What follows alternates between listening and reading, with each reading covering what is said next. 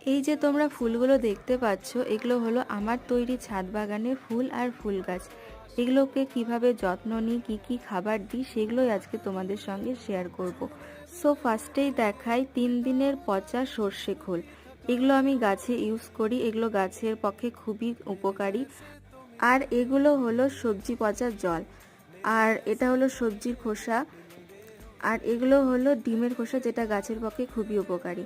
ওই সর্ষের খোল পচা জলগুলি অন্য একটি বালতিতে অনেকগুলো জলে মিশিয়ে নিলাম, আর তারপরে গাছের গোড়ায় দেওয়ার আগে গাছের মাটিগুলোকে খুব ভালোভাবে খুঁড়ে নিলাম। তারপর সেই জলগুলোকে ইউজ করব।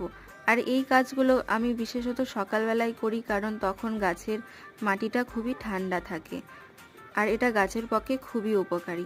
গাছের যত্ন নেওয়া, বাগান কিভাবে তৈরি করি সেগুলো ভিডিও পেতে অবশ্যই আমার চ্যানেলটিকে সাবস্ক্রাইব করো। এখনকার মতো বাই, দেখা হচ্ছে নেক্সট কোনো ভিডিও।